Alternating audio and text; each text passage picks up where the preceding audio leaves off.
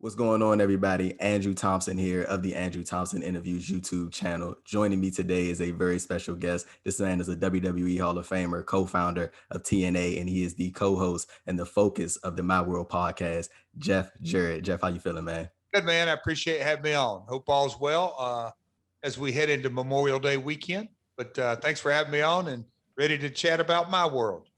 Yes, sir. You and Conrad, you guys are about 4 or 5 episodes in, I believe, into the podcast. How have you been enjoying everything that you guys have been doing so far? And it got to be safe to say that the Owen Hart one was probably one of your favorites to record, right? Well, it was, I guess in hindsight, it wasn't easy going through it. I knew that it was going to be a roller coaster of a ride. I wasn't quite prepared for the ride that it was. But, that's what I signed up for when Conrad, and he's been, it's no secret. He approached me for the first time like 4 years ago. And so he's been pretty persistent, and I've told him no for several years now. When the pandemic hit, and I've told this story a couple of times now that, when I watched The Last Dance, Michael Jordan, it put podcasting and we'll call it documentary and basically reflecting on different stories that have happened through the years. I looked at it through a different light, and, all forms of entertainment, whether it's Netflix or Hulu or our cable systems, everything's on demand. Even our music's on demand. So looking at things through a different lens, and then Conrad basically, sitting down with me and discussing the business side of things. I've always open-minded to new business ventures. But then, when we made an agreement that he'd pick the topics and basically let him guide that ship, and he came out of the gate, and Owen was the third episode. The first one was, the China match, and the second one was the last Nitro, and then Owen, and then, last week we dropped our 4th episode about, the beginning of TNA. And so we're off to the races, and the feedback's been overwhelming, but it's been a roller coaster of a ride, Andrew, but a lot of fun so far.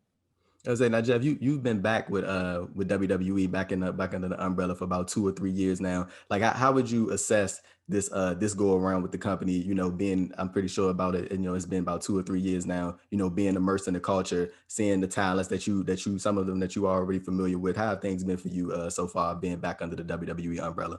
Last month in April, I celebrated my 35th year in the industry, and looking at it through the lens of that perspective, and, everything, one thing's for sure in sports entertainment: never say never. It's just that simple. So in the evolution of things, from my early days of the TNA territory days, and then obviously to WWF, and then WCW, and back to WWF, and back to WCW, the TNA days, and then the Impact days, and all points in between, Japan, everything. And to see where the business has grown, and to now look at how massive, not just the WWE, but all of professional wrestling, and, Conrad's ad-free team, I call it a faction. There's 5 Hall of Famers, the executive director of WWE being Bruce of talent. Of creative, so Bruce Pritchard. And then you have Tony Schiavone, the lead voice on AEW. So when and we're all a part of this industry that I grew up a part of, and to see the diversity of talent, and, WWE, Monday Night Raw, SmackDown, NXT UK, specials done around the world. And, AEW just added a next show, a third hour. So just the growth of the industry worldwide, it's just, Andrew, it still amazes me from where it was 35 years ago. And then, back into my father and my grandmother's days, the growth is just incredible. It really is. So things, and I'll say this, I'll finally answer your question. Talent just gets better and better and better. Yeah, and over the recent months and even 2020, I've heard TJ Wilson and Fit Finley, they publicly spoken about how much they enjoy helping talents in their producer roles. I don't know if you're still actively doing that for WWE, but like how much do you enjoy, being around the talents and passing on the knowledge that you've been able to garner throughout your years in the business? And what talents can you see right now that's in WWE that will probably hit that next level once crowds come back in July? That's a loaded question, Andrew. I'll say that because you never know. This industry, the professional wrestling industry going back on the road. There's never been a time like this for it to go dark. And last year of March, so it's 15, 16 months for no crowds, essentially, to talent to be and perform. So it's going to be interesting to see how the fans respond. And that's something that, you would have never dreamed at certain times during my entire career that this guy would get a reaction or this guy wouldn't quite get the reaction that you expected. So that's a loaded question. You say which talent, this and that. I think it's going to be very exciting to see. But launching this podcast, the calls that I've gotten and the texts that I've gotten from, and I'll leave them nameless, but people that are, whether it's on the Raw roster, the SmackDown roster, or even outside of WWE, just the different feedback that I've gotten. And, we dropped episode 4 on the WWA, which is a promotion that in 2001 that gave me really the beginning thoughts on to start TNA wrestling. People hearing that story, those stories and startups, I've gotten texts and calls from different talent that are like, I never knew you looked at the business through that set of lens. So it's an exciting time when things get back on the road and the people are back at crowds, and just to hear the response on, candidly, who's getting over and who's not, because that's a real focus group that and a great part of this industry. If it's a TV show, it's hard. They don't get that instantaneous feedback like you do in wrestling. Of course, Twitter and Instagram and social media, you can get instant feedback, but there's nothing like a live crowd giving you instant feedback. And it's been about I think about a good 2 years or so since you last wrestled, man. You look like you're keeping yourself in shape. If the opportunity was ever presented, would you take that chance and get back in the ring, or is that a part of your career that you kind of like you put it to the side? I've always got a guitar ready, always. Oh, okay. So yeah, I especially during the pandemic, with no travel involved, essentially. I doubled down on my workouts, and it's something that I love. It's a hobby to me as well, staying in shape, but I love it. I will. I'll say this: I've always got a guitar close by. There you go. Now, an interesting part of your career that I really haven't heard you speak about often, or at least publicly I haven't, was your time in AAA. And I know back in 2018, you had worked with Santos Escobar, who's in NXT right now, the former El Hijo del Fantasma. I don't know how much time you actually got to spend with him, but I know you guys did do some stuff in the ring together. But like just seeing where he was in 2018 and to see him now really is like honestly like one of the key players in NXT. Like he's like one of the focus points. He's on TV multiple times every week. Like how kind of cool is that to kind of see where he is right now and sort of his growth from 2018 to where he is right now? So I'll take you back even a prior year. I've known him a long time, but in 2017, I brought him to, at that time, Impact Global Force. I brought him up as part of that. I've always been he's bilingual, which is huge. Yeah.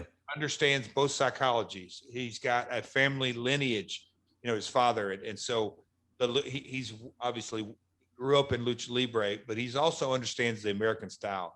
And we're buddies. We're amigos. But I cannot say enough good things about him as the performer. The sky's the limit for him. He's very articulate in both languages. And so I really think in 2022, and I'll just say this, Andrew, a year from now, when you bring up his name, I think me and you would have a different conversation, because I think the sky's the limit for that guy. And I couldn't be happier for the opportunity that he's getting today. But I can see him being on the Raw and or SmackDown roster sooner rather than later. Yeah, it was interesting. I was listening to an interview with his. It was like a couple weeks back, and he was talking about. I think he got asked like, does he believe that him being bilingual has really helped elevate him? Being able to take what he's been able to do in NXT to the next level. And he was like, for sure, I think it has, because he was like, he's able to communicate to different audiences and hit the target audience that he wants to hit, and he's able to hit the audience that WWE wants to hit. And he was like, he can combine the two and sort of like bring them together. And he just thought that was like something that was real crucial to him being where he is in NXT, on top of the work that he's of course put in over the years. And that's it. Not only is he bilingual, he's an incredible performer. Right. So he's his look, his vibe. He takes care of his body. he checks in 2021. I can't really imagine a talent checking more boxes than him. He's active on social media. I believe he understands it. And so he's like I said just a few minutes ago, I think in 2022, Andrew, if me and you were having a conversation about Santos, I think we would be saying, remember when this, but both be looking at each other saying, yep, we told you, we told you so. I kind of stand on the topic of AAA. I remember I was covering the Heroes Immortality show, and you had wrestled Dr. Wagner Jr. And I remember he shaved your head, and I remember I was watching that whole thing. You obviously had to be having a good time to agree to get your head shaved, right? That's one of those deals that I've wrestled in Mexico, dating back to 2002, 2003, 2004. And so a long history with that promotion and the family, the Roldan family. And it goes without saying, it's like in a weird, wacky way, it was almost like a bucket list item that hair versus hair matches and you could do one in America. And there's obviously been those through the years, and I lost a hair match in Madison Square Garden. So that was a highlight memory, but to do one with a legend like Ray Wagner in Mexico at one of their big 5 events, it was in a lot of ways an honor, a bucket list, a nice payday. Always about a payday, Andrew. We all know. So I'd be remiss if I didn't throw that in there as well. But no, it's something that I've take great pride in my career in Mexico because it's been such a big part of my career. And so one thing that I really, really wanted to ask you, I'm so glad I get the chance to do it because I've always I can see the grit on your face. This was like a childhood thing for me, right? So one of my favorite movies of all time is Head of State, and you, Ron Killings, and I think Road Dogg were in that movie, and y'all had filmed something with Chris Rock. For people who don't know, Head of State was about Chris Rock, and he was trying to become president, and Bernie Mac was in the movie as well. But but man, you, Ron Killings, and I think Road Dogg were in the movie, and y'all had stomped out Chris Rock at the TNA Asylum. Just for me, man, I need to know, how did this happen? Like, it's funny that Andrew, man, you are a historian, my friend. You knew about the hair versus hair match with Ray Wagner. You knew my opponent, AAA. You knew that, and now you're throwing on me some Chris Rock. We were obviously doing a weekly show there, and they contacted me via email, and it was like, "Hey, we want to shoot this scene," and of course, I'm like, "Of course, right. Wait a minute, dude. Are you talking about the Chris Rock?" Yeah, we're talking about it. And then they go, no. And I'm like, he doesn't do a small movie, especially during that. I mean, not that he doesn't. I know what you mean. But it was the real deal. I'm like, yeah, we can do it. But then I said, what do you have in mind and how are you going to do it? And so his team and the collaborative effort, I said, look, we'd like to get a little rub off of it. Will he just come out and say a few words? And he's a pro's pro, man. It's his track record of success speaks for itself. But we did that, and we literally filmed that, Andrew. So he came out during the pay-per-view, but we filmed the movie part of it. We went off the air because in those days, 7 Central to 9 Central in Nashville in the Asylum.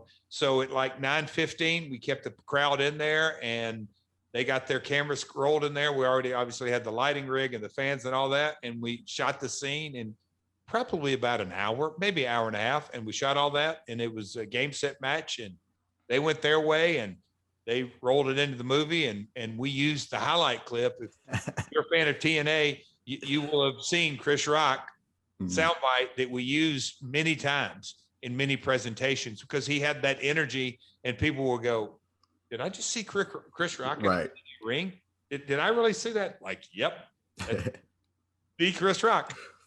And kind of continue speaking on that, like, of course, Ron Killings, R-Truth for a long time now. Like, how do you kind of feel about the argument that regularly comes up about him as far as like what he does in WWE right now? Like, a lot of people are kind of mixed about it because they feel like he could be doing so much more, being his age and being as in shape as he is and still being able to move around the ring as quick as he does. Like, I'm pretty sure you've seen the joke plenty of times that R-Truth still looks the exact same than he did when he was back doing the TNA stuff. How do you feel about the people that might not be as pleased about, him sort of just being slided into the comedy stuff, opposed to, I think everybody obviously knows what he can still do in the ring. Like what you kind of, think about that whole ordeal right there? It's no secret. Me and Ronnie are buddies and always have been, always will be. We're tight. I mean, he was the NWA World Heavyweight Champion in the early days of TNA. Mm, And he wanted to be a rapper first, so yeah. music is in his blood. But at his very core, he's a performer. He's an entertainer.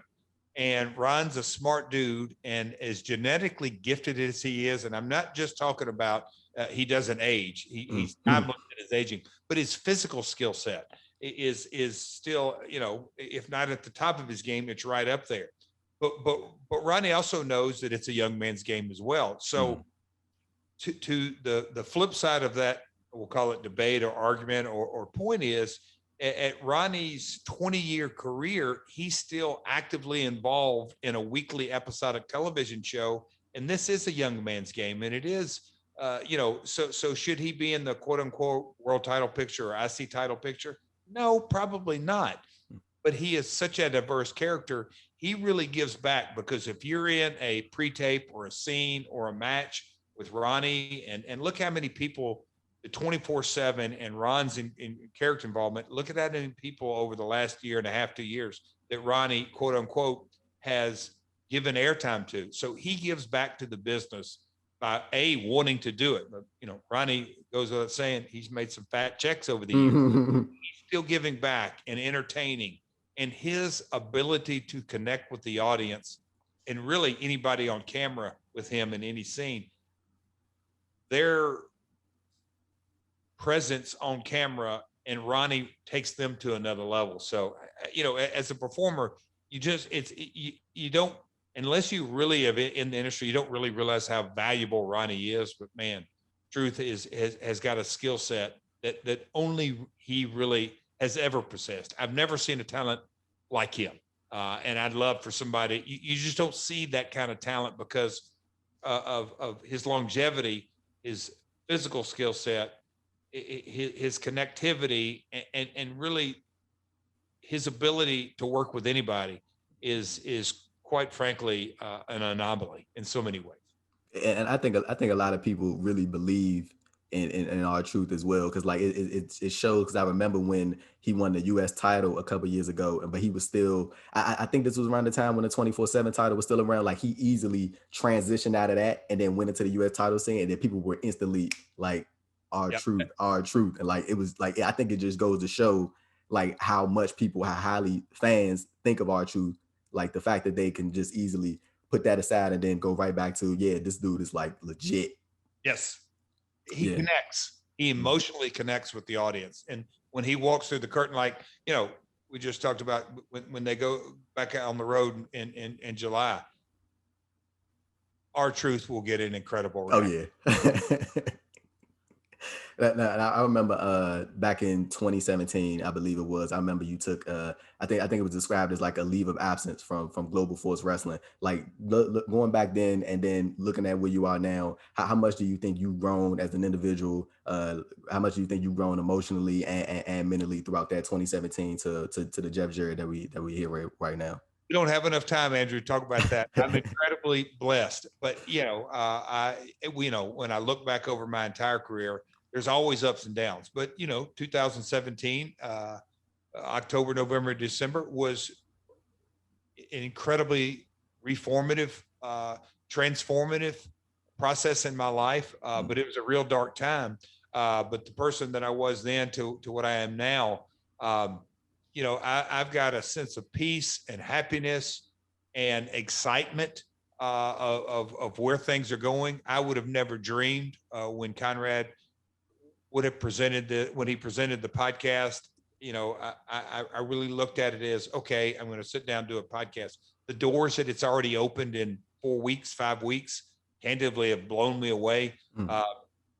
Multiple projects that I have going on, not just domestically, but internationally. And so to specifically the growth that I've had as a human being, and I continue to grow every day. I work on every morning from 5 to about 7:30 or 8 in the morning, sometimes 8:30. I work on Jeff every morning. and it's real personal growth and personal awareness, and the fruits of that continue to be seen in my life on a daily level. Yeah, I think that's real cool what you just said. Like the fact that even with the experience that you had, the life experience that you had, you never feel like there's a point where you can't not stop growing. I think No, that's always a cool thing. But like kind of transitioning that, one thing I wanted to ask you, Jeremy Borash is with WWE right now. He seems like he's doing well for himself. Like how kind of proud of you are him? How proud are you of him? Seeing as how he's a long time TNA employee and then transition to WWE, and like it seems like he's doing pretty well for himself. doing great. And when I am asked about whether it's Jeremy Borash or AJ Styles Mm. or Samoa Joe or those formative TNA years, Eric Young, Bobby Roode, I could go down that whole list. And they say, how do you feel about their success? Does that make you proud? I think in so many different ways. Yes, I'm the proud crazy uncle or whatever it may be, but I'm also very reflective on just how lucky and blessed I was during that time to be able to work with these guys and be around them day in and day out. What a nucleus of guys that we had both in front of the camera and behind. So I feel lucky, as I sit here today, that that AJ Styles was such an enormous part of the roster. That Jeremy Borash was such an enormous a part of the TNA team and wore so many different hats, from producer to editor to cameraman to social media, everything. Ring announcer, live event ring announcer. I feel very lucky.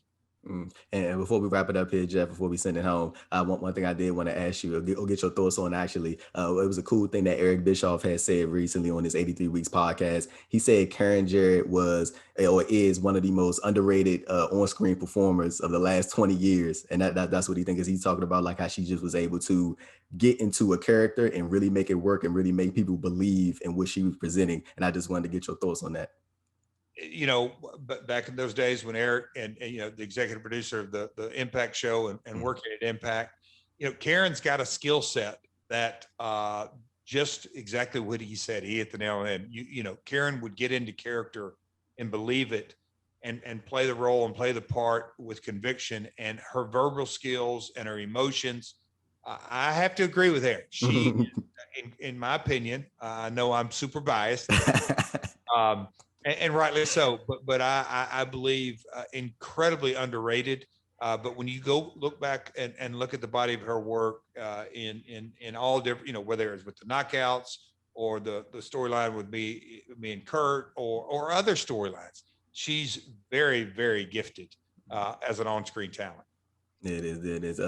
Jeff, please let the people know where they can catch the podcast and where they can keep up with you as well. You got it, my man. I appreciate your time today, Andrew. But we launched a website that simultaneously when we launched the podcast, and it's simple. So all my socials and the website are realjeffjarrett.com or at realjeffjarrett, Facebook, Twitter, and Instagram. So I make it easy. Just at realjeffjarrett and go for it.